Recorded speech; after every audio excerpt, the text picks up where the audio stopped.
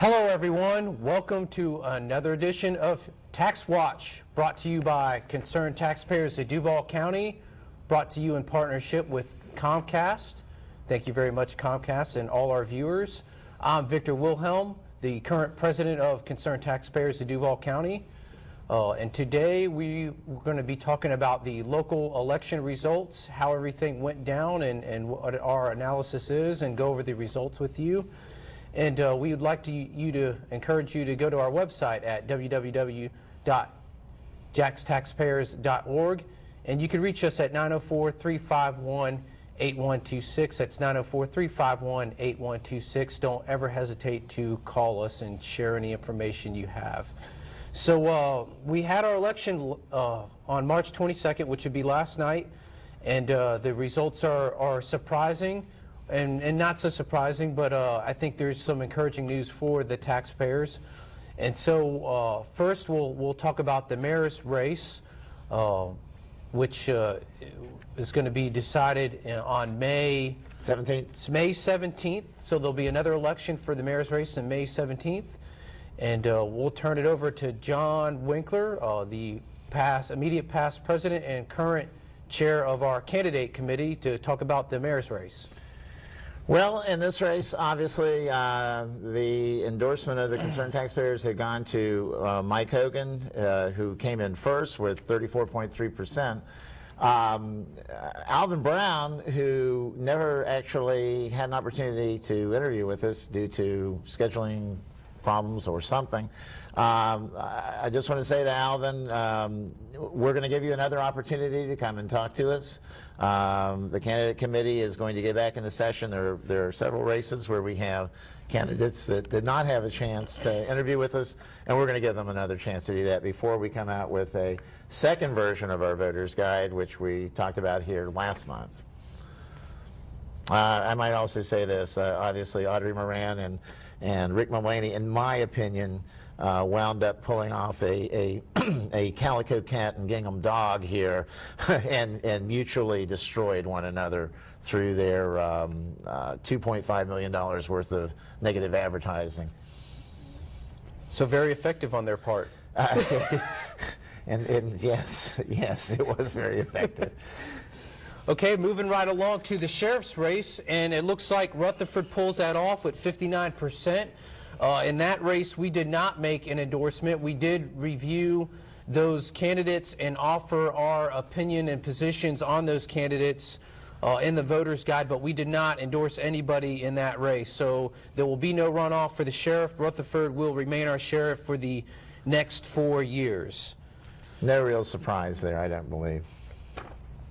And that takes us to property appraiser, and I guess I'll cover that one as well. Again, Overton takes that race at 63%, and I don't think that was a surprise as well. That office, Overton, will be the property appraiser for the next 4 years.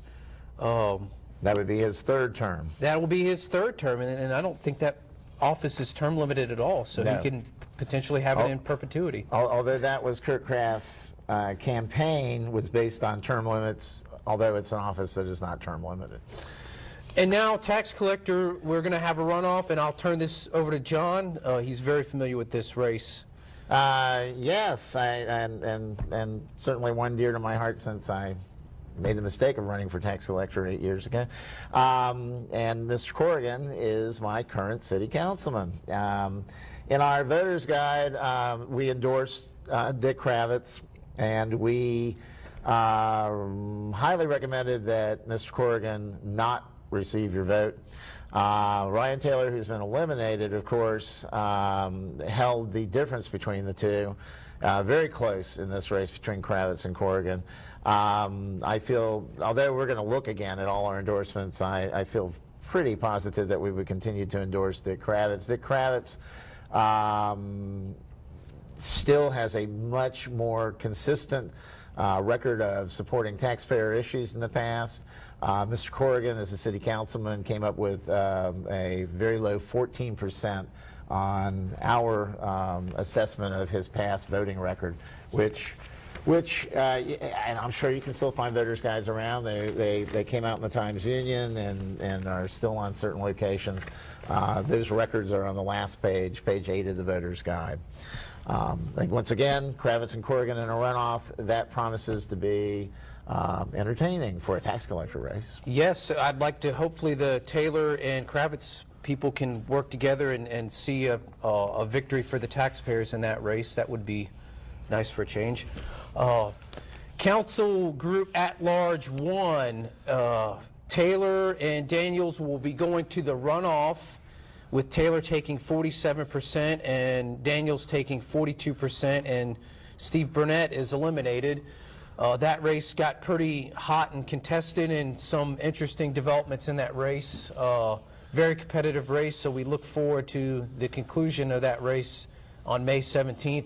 Taylor was the only candidate to receive our non-endorsement or anti-endorsement or unconditionally reject, however you would like to put it. But that race will be very interesting to see how that turns out. A surprising victory considering the amount of money spent by Mr. Taylor in the race. He outspent his opponents combined over 3-1, and put a substantial amount of what we might have considered to be taxpayer money into the race that he earned from what may have been overbillings against the state for criminal work he did. So that'll be an exciting race to see concluded.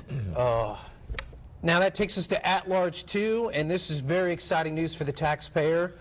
It looks like John Crescent-Benny takes that race with 55.3% well-earned.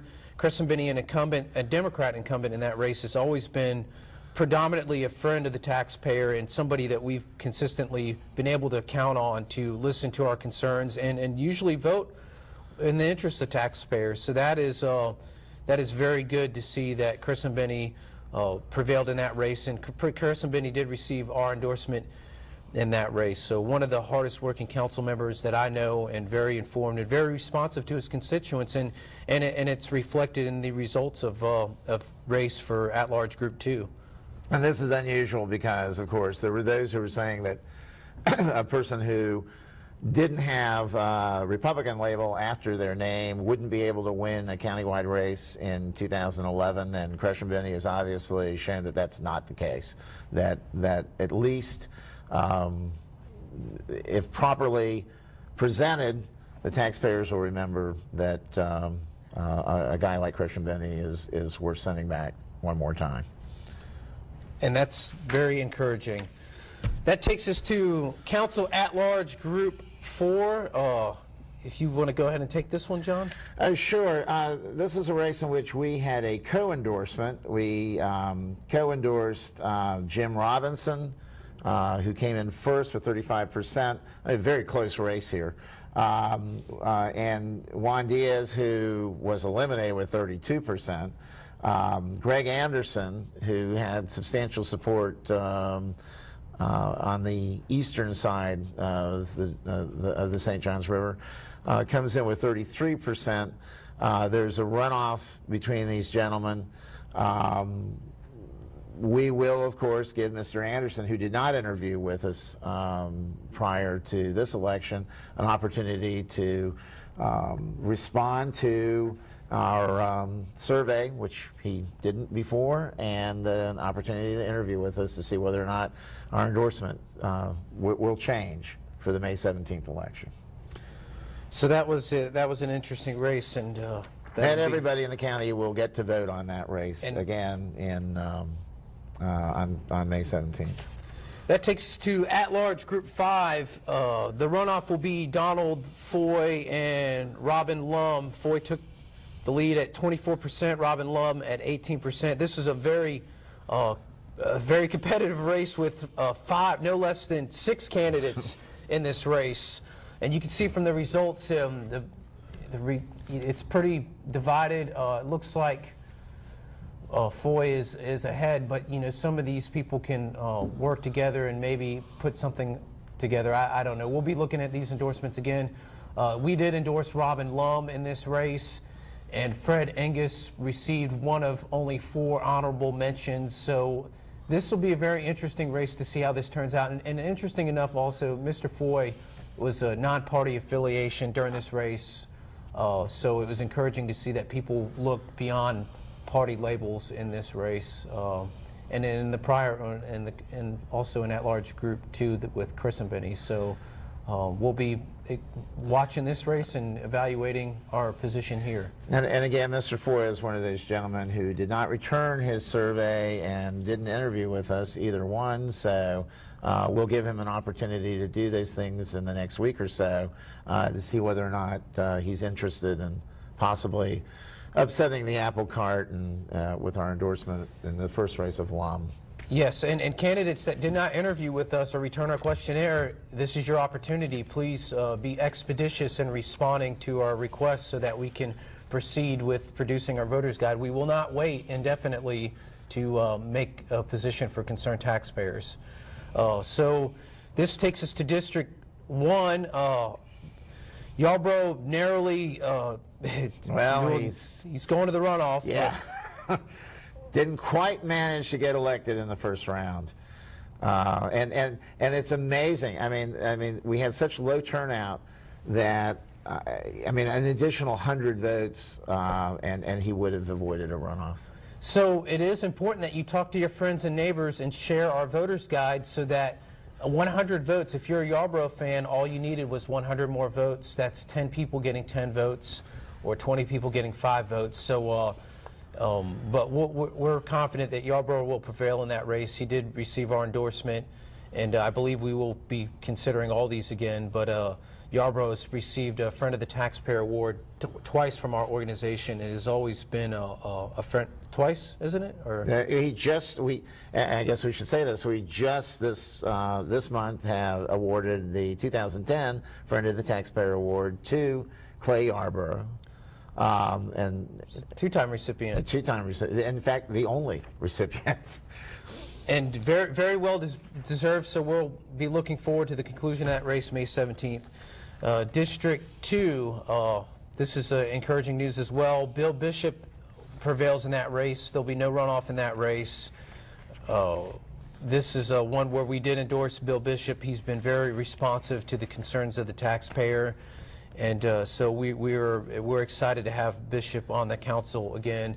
Yes, Bishop is in line to be City Council President, not this coming year, but the year after, and he's been remarkably insistent upon transparency in the budgeting process, and we're counting on Mr. Bishop to continue to open up the budgeting process. As he has said, the budgeting process in the past with the administration has been one that even the city councilman can't understand what's going on. So, well, if the city council members have a hard time understanding it, I can see why everybody's upset. Well, the constituents have a hard time understanding it as well. Perhaps some people like to hide the ball. No, no. You think that's intentional? I can't imagine. Surely not. Okay, surely not. That takes us to District 3. Well, unfortunately, Richard Clark prevails in this race. Rubio did not win. This was a close race. We endorsed Rubio, and apparently Clark's constituents were able to turn out the votes, and his supporters. They turned out 4,575 votes. Rubio got 4,307. Wow. So the difference here was under 270 votes. Wow. So once again, folks, I mean, this is a point, I guess, where we can remind people that as our early founder, co-founder, Andy Johnson says, if you don't vote, don't complain later, because there's really no excuse for an under 30% turnout. And here in District 3, there were only 8,800 votes total, yes, which is even under that. So I have, you know, come on, guys. Yeah. Well, the supervisor election gives you every opportunity to vote, and when low voter turnout, every vote is worth even more. You know, it's like shares in the corporation. Oh, every vote's worth at least 4 in District 3 this time. So, all right. Well, if you stayed home, don't complain. Yeah. Sorry about that, Mr. Rubio. City Council District 5, Boyer wins this race with nearly 53%. There'll be no runoff. This is a contested race again, and neither our endorsement of Steve Hires did not prevail here, unfortunately. But we look forward to working with Lori Boyer and the rest of the council members. And so District 5, no runoff. Congratulations, Ms. Boyer. Congratulations, Ms. Boyer. District 6, there'll be a runoff between Webb and Schellenberg. Webb taking 45% in this race. This is an interesting race where we did not make an endorsement, and the committee will be considering an endorsement in this race. Youngblood, a latecomer in this race. Our preference would have been to have one of these candidates run for one of the at-large seats against Holt, but not Holt, but Juiced, yes. So unfortunately, you know, their combined efforts could have prevailed in that race against Webb, but you know, it's interesting dynamic down there in Mandarin. It is a different area. So a runoff in District 6, and we'll see what happens in a couple months. This goes to District 11, Gaffney. District 7. District 7, excuse me. District 7, Gaffney prevails overwhelmingly. So no runoff, and congratulations, Dr. Gaffney. And yeah, right. He was an incumbent with what I would consider to be token opposition. Yes. So no surprise there. And again, the turnout in District 7 was only 6,800 votes. Wow. Which is, yes. In a district of 55,000. Roughly. Constituents. So that takes us to District 11. Holt comes in at 50.9%. Very disappointing, in my opinion, my humble opinion. Moore was who we endorsed in that race. It's an interesting dynamic on the north side as well. A lot of issues concerning a swimming pool, I understand, in that district. But again, maybe in this race, our endorsement of Moore put him where he was at. I don't know. Well, and again, this is one of those races where you know, a shift of 50 votes would have resulted in a runoff. I mean, again, and the separation between these two gentlemen was only 1,000 votes. Between 50% and 40%. Very low turnout. And folks, I mean, if you didn't vote, again, my own son-in-law called me and said, well, I don't know that I can make it, and I mean, what could I say? You know, voting in this race and some of these races, you know, you have the strength of 10 men. Yes, yes. Well, it does make a difference. You get the government you deserve, apparently. City Council District 12, Carter prevails in this race at 60%. Jim Davis comes in second, who received our honorable mention, and Joe Andrews, vice president and past board member and treasurer, receives 12%, unfortunately, and despite me helping him put out signs. Despite your personal efforts. Mr. Carter was a previous council member and enjoyed a lot of support in 12. So, you know, I don't think this is really a surprise to anybody. No. Until right before the election, David Taylor, who was running in at-large 1, had been running in District 12. He decided that no amount of money was going to enable him to defeat Doyle Carter. And I'm happy to say I talked to Doyle Carter last night after he knew that he had won, and he was very gracious to us again, and definitely will be working with us and the other city councilmen that have been reelected so far that we supported in order to try to get a focus on taxpayer issues in the next 4 years. Very excited to be working with Mr. Carter in spite of our endorsement, but... Yes, you are. Yes, yes, we are. And he's got a good voting record. It's just not very recent. Exactly. He really does. So, now, this was interesting in City Council District 13, where Bill Gulliford managed to pull out an election, again, by a handful of votes three dozen votes here and shifting, and he would be in a runoff against Dave Smith. So, I mean, it's so close with these small numbers that turned out in these elections. Guilford is a former mayor of Atlantic Beach. I think that, again, he, in interviewing with us, and all the candidates here had very good responses on their candidate questionnaires. I believe that Guilford will definitely be somebody that we can work with. We didn't have an endorsement here. Beck and I, we attempted to encourage him to run against Juice. Maybe now he realizes that we were right, and he should not have stuck it out in the race in 13. But again, congratulations to Bill Gulliford, and we look forward to working with him on the City Council. Yes, yes, indeed. Last but not least is District 14. There'll be a runoff between Jill Dane and Robin Love. Jim Love, excuse me. Early morning. Yes. It's been a late past couple of days for us and concerned taxpayers, but so again, a very competitive race. There's 6 candidates in District 14, which is just wow.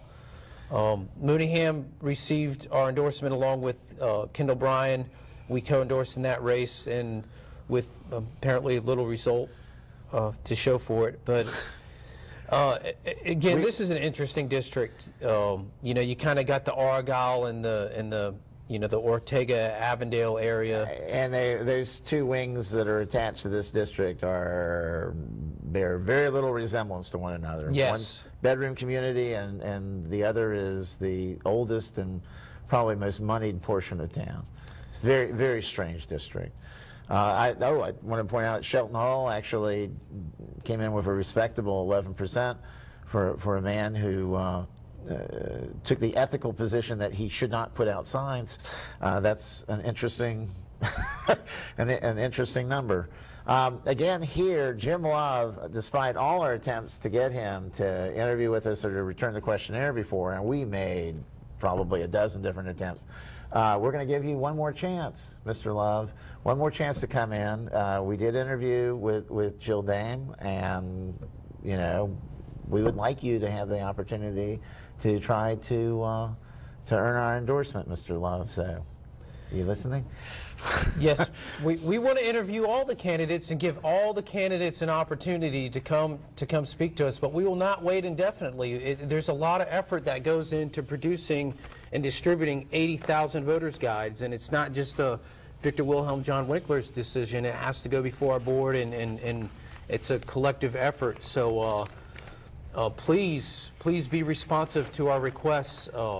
We know that running for City Council or any elected position is very difficult and time-consuming, but we strongly encourage you to be responsive, at least to our questionnaire, and please make an opportunity to come interview with us.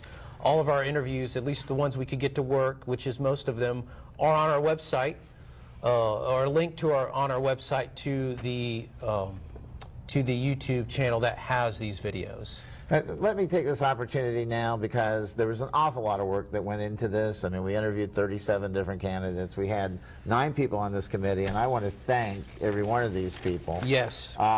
Tony Bates, who is my vice chairman, who is also a past president of the Concerned Taxpayers. I mean, he did yeoman service in this. Rod Morrill, Don Holder, Dan Carr, Curtis Lee, Conrad Markle, who also, I do want to say, Rod and Conrad also helped enormously in distribution. And of course, Victor. Everybody pitched in on this effort, and without the assistance of all of us, we wouldn't have what we have here. Yes, yes, indeed. And also on the inside page of our Voters Guide were sponsors that made this possible, at least the sponsors that we had at the time of printing. So we want to thank everybody that's gone to the website, everybody that's looked at the Voters Guide, all our sponsors, and definitely the hard work of the candidate committee and all concerned taxpayers. Whether you're an official member or not, I believe that everybody is a concerned taxpayer. We thank you for at least paying attention, and we hope that you found some use in our Voters Guide, which we do plan to produce another one here as soon as possible. And we were able to successfully distribute 80,000 of these. And we used a variety of mechanisms, and we think that in a lot of these races it had an impact. We didn't expect everybody that read the voter's guide to agree with our positions, but we received numerous calls, dozens and dozens of calls from everybody that did read it, found some value in it. And even if you didn't agree with our picks, there was information on the back with the side-by-side rating in all the races for the people that responded, so that you can make an informed decision. And there's other information in here as well. So we're very excited for the next race in May 17th. Please go to our website to stay tuned for developments, www.jackstaxpayers.org. And you can go to our website, 904-351-8126. That's 904-351-8126. Any other closing remarks? We're running out of time. You know what? Let me say this. I mean, this is one of the things that we have in the voter's guide, but I think it bears knowing that this organization has actually been around now for 24 years here in Jacksonville, and it has been specifically dedicated to Duval County issues, to issues of concern to local taxpayers, local voters, and our purpose is not simply to rein in local government. It's also to keep local government honest through transparency, through ethics, through anti-nepotism, which fancy word for not letting people give their buddies and their family a bunch of taxpayer money, and for things like encouraging bidding of public projects rather than having gigantic no-bid contracts coming out to running the landfill for 30 years, for example.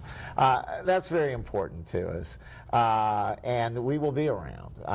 Next year we'll be celebrating our 25th anniversary, and I certainly am counting on this organization making 50, unlike some groups that may just simply blow in and blow out. Yeah, it's very interesting. You hear these groups that form concerned, the Jackson Protect the Taxpayers that was formed December 28th, 2010, of the 527 that's been around 3 months. We've been around, we've got a track record, and as John mentioned, it's more than just money and tax issues. It's about accountability, responsibility, transparency, and that's what the organization is about. We truly are the special interest that represents the taxpayers. Please go to our website, www.jackstaxpayers.org, 904-351-8126. Use it as a hotline, use this as a resource, and if you would like to get involved, please come to our website and find out when our next meeting is. Thank you, viewers, for watching, and Comcast Cable for bringing this to you. We'll be on cable channel 99. Thank you very much, and stick around. We'll be back.